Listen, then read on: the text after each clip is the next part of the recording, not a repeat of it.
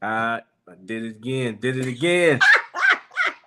Family, what's going on? This is Pastor J and Pastor K here with another episode of Word on the Street. Let's fix this stuff real quick. Real quick. There we go. We in there. We in there. All right. Another episode of Word on the Street here. I got Pastor K here with me, and we are streaming live from YouTube, from our Facebook page, from our personal Facebook page, as well as from the gram, so you can catch us anywhere. Do us a huge favor right now. What I want you to do is I want you to tag a family member, a friend, a sister, a brother, whomever. Tag them and tell them to jump on. Tell them to jump on right now, because Word on the Street Part 2. Last week was amazing. Last week was bomb. I mean, we had an amazing conversation, and I believe it was just on fire. So we are here again tonight, talking about Word on the Street, talking about mental health this month. Of course, this month it has been dedicated to mental health, but we know that can play in many areas of our life, in ministry, marriage, workplace, personal relationship, family relationship, friendships, situationship, whatever ships you find yourself on. Mental health is extremely important and an imperative part of your life. So without further ado, here's my beautiful bomb wife here, Pastor K, here with me. Hey y'all! But we got to go live from the gram. So we're gonna give us a few minutes. We're gonna go live from the gram. So those that are on Instagram. But in the meantime, in between time, all right, tell us where you are watching. Where you're watching from. And say hey, because we miss y'all. We miss y'all. Talk back to me now. So also, most of you guys know we're on here most of the time at 7. But tonight, shout out to our little JC Wasey. Yes, graduating 8th grade. Who's graduated from 8th grade, and tonight was awards night. So we had to go and be parents. Yeah, family's important. We had to go be mom and dad and clap in the audience as Jace received his awards. We're so proud of Jace, matriculating to high school. Yeah. And very soon it's just gonna be me and my boo. Yes. And we're so excited. Oh baby, we're gonna get that Winnebago and I don't know who he thinks is getting in a Winnebago, but it's not gonna be me. I'm not getting nobody's RV. We are getting in that Winnebago, no, and we are driving across. If you don't have a plane ticket for me, I can't make it. Okay. Y'all see how bougie she is? It's not see the countryside. Facebook. If he ain't got no plane ticket, I can't be there. I'm not getting a Winnebago. She gonna be running past YouTube and everyone else. If you don't have no plane ticket for me, I can't make it because I'm not getting no Winnebago. All right. Listen, we're so glad that you're here with us. Go ahead and share. Give us 60 seconds and we're gonna jump in on this thing. Share. Let's go. Share it. Let's go. I'm excited. Last week we had an amazing time talking about mental health and how it relates to ministry and marriage and all of that, right? And so I think that one thing that I kind of, not pondered on, but kind of set with this week is a lot of times we can check out. Absolutely. It can be so overwhelming mentally until we just check out. We say peace, and then we're not available for anything in our life. It could be family, it could be relationship, it could be anything, even your calling, even what you're called to do in the earth. A lot of times we are not available to that because of everything that's going on with us. So just tonight we're just really discussing how to navigate those spaces. How to really navigate those spaces. And so I'm so glad that you're on here with us. We're on the gram now. So look, last week we jumped right in. We got to talking about, everybody knows, if you don't know, May is Mental Health Awareness Month. And so we definitely are excited to finish this conversation. Pastor Lewis started out week 1 talking about you and, you know, us in this mental health battle. And everybody at some juncture or another can say, you know, you felt the sting of mental health in some capacity. Welcome to Word on the Street, Instagram. Welcome to Word on the Street. Commercial break. Welcome to Word on the Street. Yeah. We in the building. And so, because mental health awareness is so near and dear to me personally, to my heart, I'm not afraid or ashamed to talk about it. I think it's important to talk about. I think that it's important to jump into the conversation of where we are as in our marriage, in our ministries, and in our minds. You know, that's important. And so last week we jumped right in with marriage. And the truth was, the conversation went from being about to like marriage to being about relationships in general. So friendships and any kind of relationship that you have to be able to maintain in any capacity. We know that when you're dealing with mental health issues, these things can be difficult, y'all. It can be hard to maintain friendships and different relationships when you're struggling in your own mind. Come on. And so last week we talked in depth. We got right into it. It was an amazing conversation. And we promised you guys part 2 tonight. We here. Marriage, ministry, and the mind regarding your mental health. We want to hear from you all. We want to hear. I want to hear your testimonies. We want to hear your stories. We want to know. We want to answer your questions. Yeah, we want to answer all of your questions. Anything that you have to add to this conversation. I personally have a testimony that I know is a God testimony.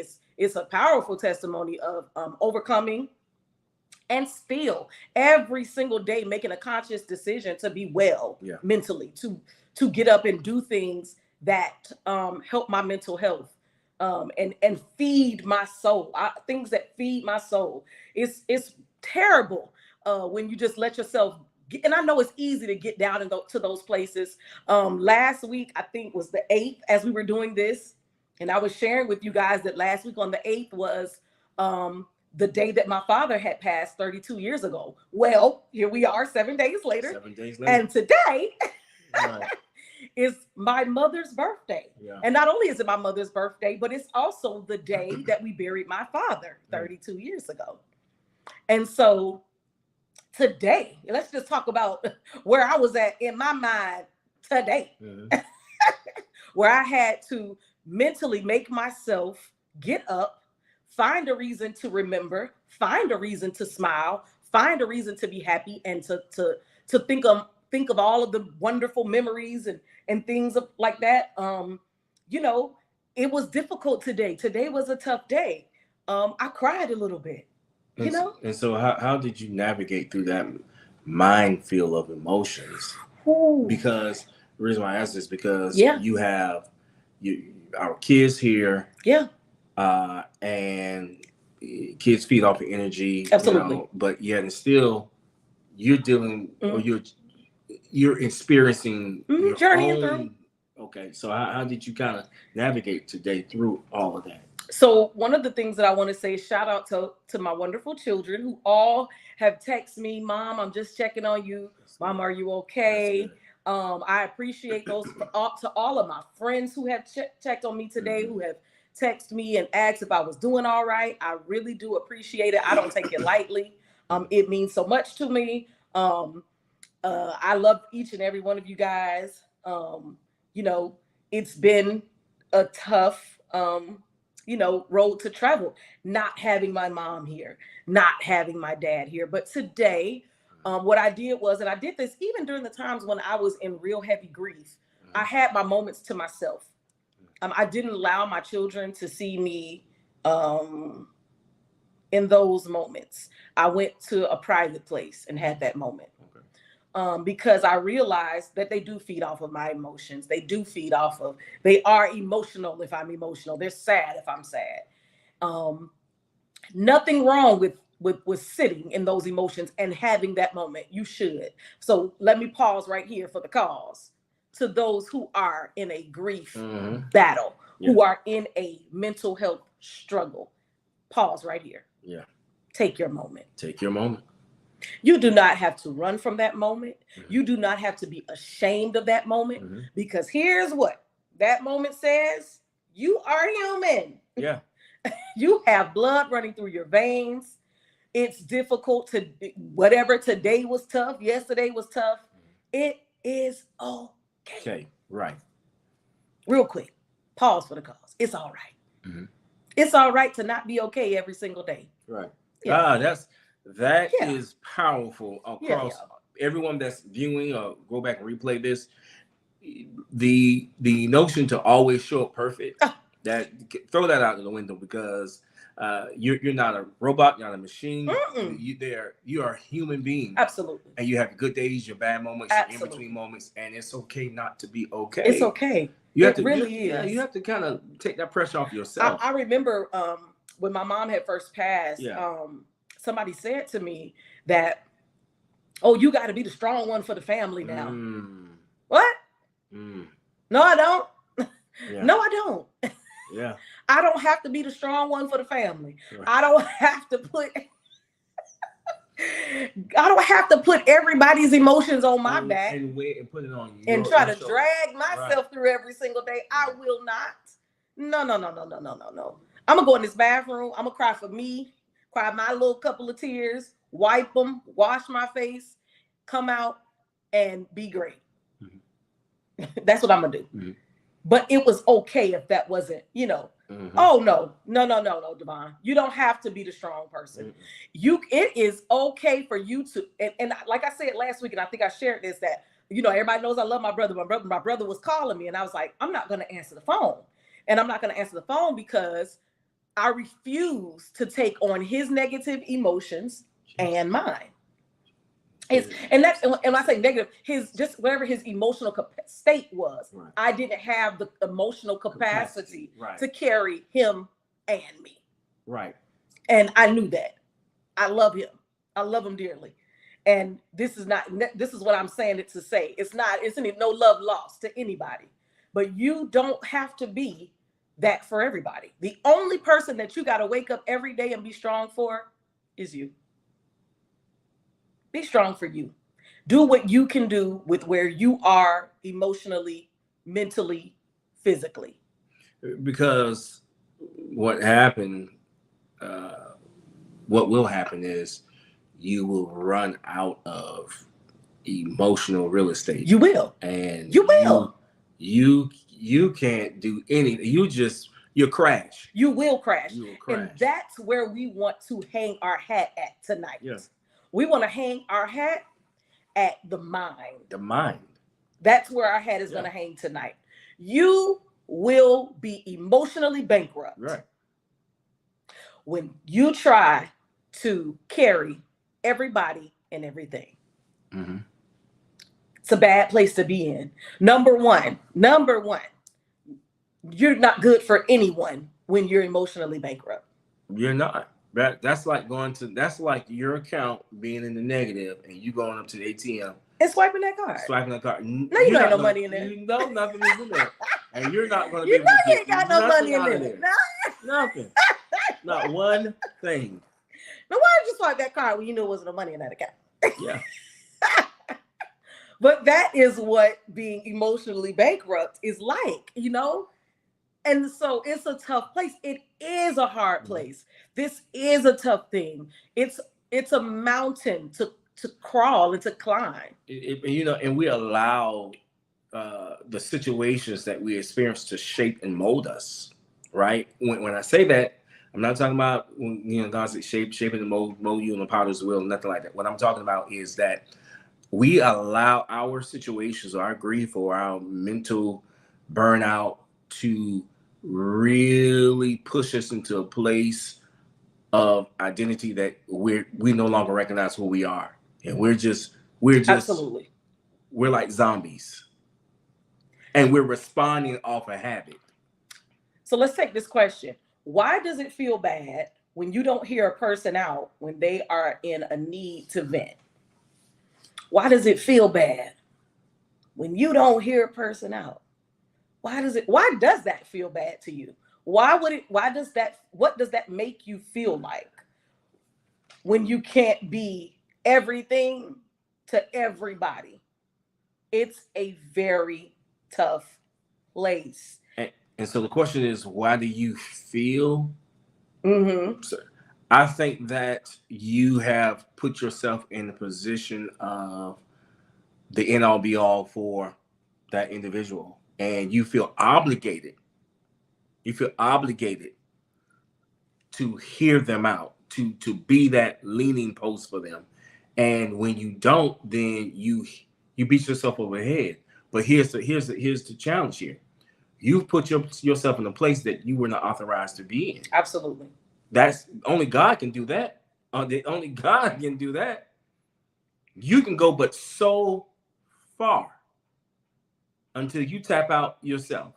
And so that's another thing. God bless you, Pastor. So this is another thing that put a pause, pin right quick. Commercial break. Welcome to Word on the Street. Welcome to Word on the Street. We're like, what we? If y'all see us just looking all around, we're on all platforms. We're on Facebook, YouTube, Instagram. We're on all platforms. So welcome to Word on the Street. We want to say welcome to Word on the Street. Yes. Word on the Street is tonight. This is part 2 of a conversation that we started last week about marriage, ministry, and the mind concerning your mental health. Mm-hmm. And tonight we want to hone in and really, really talk about the mind. Right. We talked about relationships last week. We talked about marriage. We talked about ministry. We're going to dig a little further and deeper into ministry when we get into talking about the mind. And serving and such. But welcome to the conversation. Welcome to the conversation. We're glad that you are here. This is an important conversation to have. So welcome. Welcome to Word on the Street. Okay. Okay. What's up, man? All right now. So back to our question over here on Instagram. It's okay if you cannot be everything to everyone. For everyone. As long as you know your cap. What's your emotional cap? Right. How much can you take and you bear before you break? So if that's the space that you're in, you definitely shouldn't invite other people's issues into your situation. Manage you. So let me ask you something about ministry. Yeah. And how, people may see you, see me, whatever. We get out there, profess Jesus, Lord and Savior. He's a keeper of the mind and all this type of stuff. Yes, Lord. Keeper of the mind. And he's great. He's all this type of stuff. But yet you are dealing with your own personal battle. How do you... Okay. See, I see. You want to be close to me? Yes. All right. How do you navigate in that moment where you've dealt with, and I say this all the time, man, my heart just goes out to y'all. Man, I'm telling you, man, if you knew her story and what their entire family has experienced, man, you just would be just oh God. But given all Pastor. Given all that you all have experienced, or you have experienced, and people see you traveling the country and all this, wonderful stuff of Jesus, how do you navigate in those moments where, like you said, like today is a very, not I won't necessarily say it's a tough day, but. Your hands in the camera. I'm sorry. I got my jazz hands going on. But how do you navigate through that? EJ. Hey, EJ. So what I would say is there have been a lot of times where I didn't get to stop and take a breath. Okay. I kept moving, even when I was in the worst place that I could have possibly been in mentally, because I knew that there were lots of people who depended on me to be well. I never stopped to take a mental health break. I was still traveling heavily. I traveled heavily in the worst mental space I have ever been in. I was traveling the heaviest. And I had to, here's where it is. Here's the answer. I had to minister my own way out of the hole. I had to pretend like the voice that I heard wasn't my own, but that it was someone else ministering to me. It was my voice. But I had to minister my own way out of the hole. I had to sing my way out. I didn't get to stop. Stopping as a preacher, as a pastor, as a minister, as an elder, as a worshiper, I didn't get a chance to stop. That wasn't an option. Hello, hey preachers, hey pastors, hey elders, ministers, deacons, and those who serve, we don't get a chance to stop. But let me ask you a question. We're not afforded the luxury of stopping. But let me ask you this question though. Let me. I want to challenge that thought, right? Absolutely. Is it healthy? Was absolutely to continue. Absolutely to not. Go moving and all this type of stuff and Definitely. doing all ministry, all this type of stuff when you have your own personal challenges, so to speak. Definitely not easy. It wasn't healthy, and it wasn't right. Right. And I mishandled me. Whoa. Say it again. Is that okay to say? Oh, it's absolutely okay to say. I mishandled me. Listen, that. Yeah. That just stopped me in my tracks. Everybody, rise and stand to your feet. Apostle J. Todd is in the house. Y'all pray for my wife. She go in and out. What's going on? But I mishandled me. Right. And I had to forgive me for not taking enough time to care about me.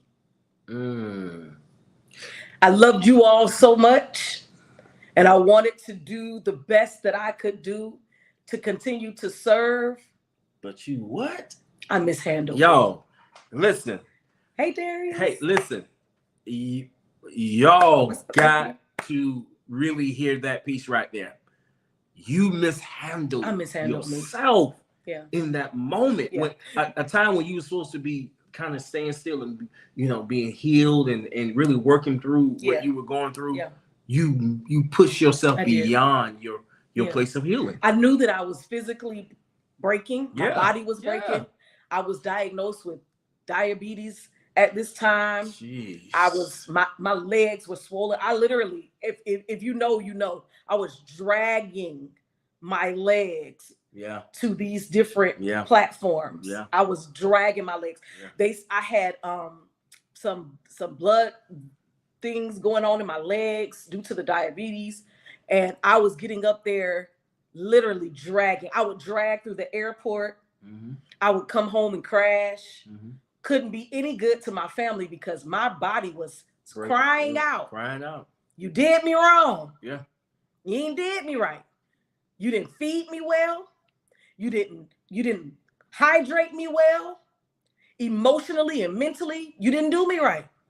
And because I was breaking down in my mental health was breaking down and my physical body followed. My physical body followed. And I said, man, I mishandled me. Y'all, we can go home, right? Listen, that right there just really took, because in you saying that, it's just an aha moment for a lot of people, including myself. How many of y'all can say that you have mishandled yourself in different parts of your life? Like literally. Like I really want y'all, even in relationships that may have done you wrong, or you've been in situations and you dummy yourself down, you did different stuff and you mishandled yourself, and in the long run your body begin to tell on you. Absolutely. Your mind begin to tell on you. You know why we deal with certain challenges mentally is because we mishandle ourselves so much until it just stacks itself up on top of each other. And then that pressure builds up and then it just breaks. It explodes. And that's what was happening. So for those Yeah. who might be in that moment right come now, on. where That's why we here. you know you're not doing your body right, you're not doing your mind any justice, mentally you're emotionally bankrupt, you're trying to be in relationships with this one and that one, and you're not only do you start mishandling you, but because you can't do you right, now you mishandling them. You mishandling the people that got to be around you. We do it. Yeah. Oh, we do it. Yeah, we do it. We start mistreating the people closest to us because we don't know how to handle our own negative space. Yeah. And you know, and I thought about this. We have pacified ourselves for a very long time. And let me just say this.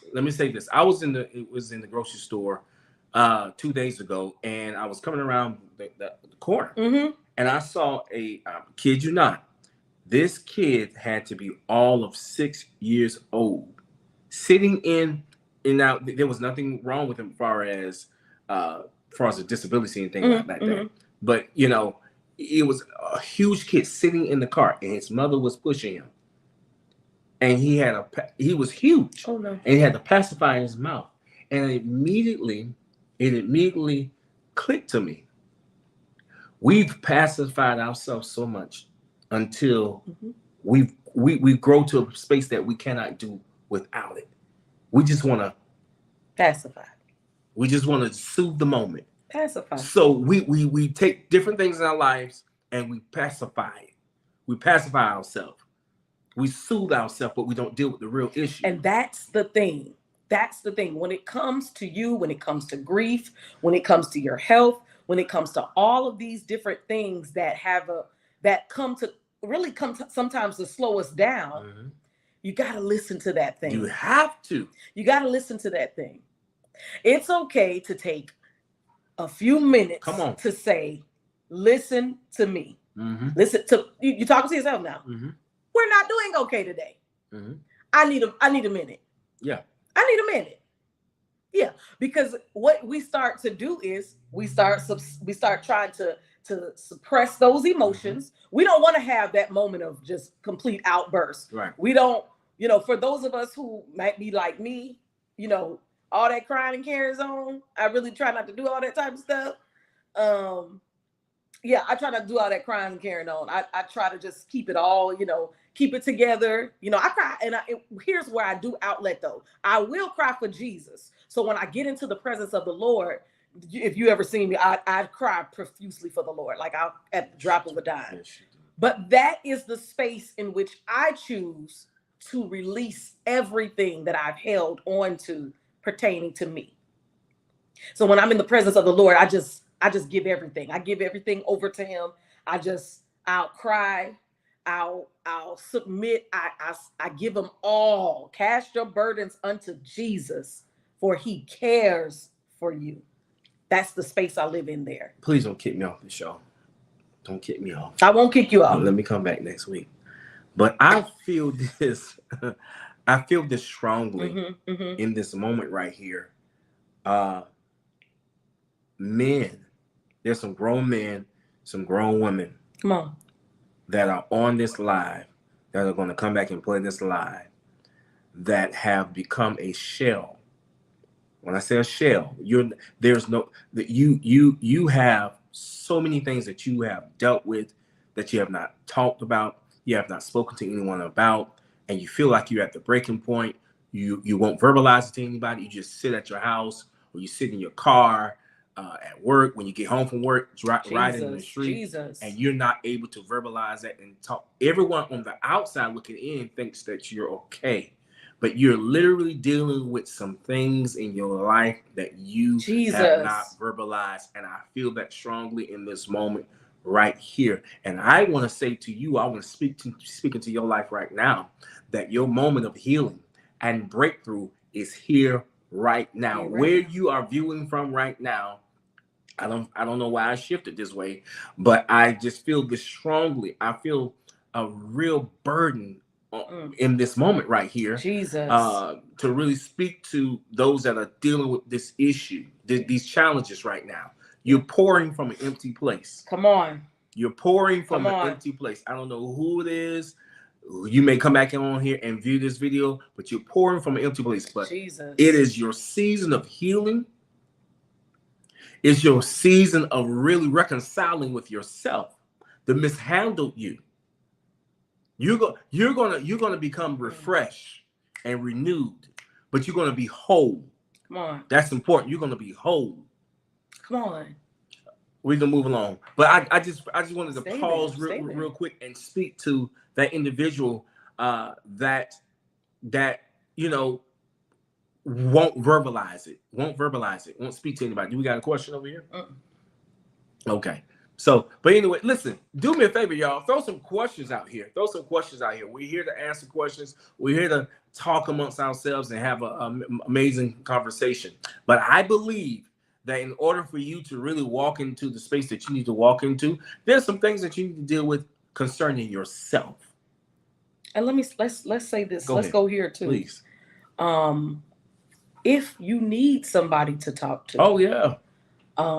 Me and Pastor Lewis. Absolutely. We are always available. Always available. We will make ourselves available. Yeah. I have had my own struggles. I know what it's like just needing to talk and tell somebody, and somebody to listen, and not someone who necessarily has all of the answers. Right. I might not have all of the answers, but I can listen. And we can figure out a strategic way for you to navigate through these waves that come in and out, in and out.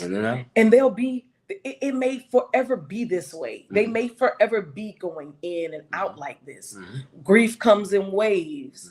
And sometimes we're on a roller coaster full of emotions with so many different things going on. We got responsibilities and jobs and children. And for some of us, even those who are single, you're working and you're trying to figure out what you want to do next. And you want to build a business. And some of us desire to be married. And you know, when all of these different life things start lifing, it's hard sometimes to really get a grip on where you are emotionally.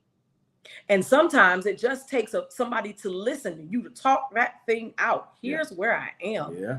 And I don't know what's next. And I won't pretend to know what's next unless the Holy Ghost reveals it to me. I won't pretend to know where you are.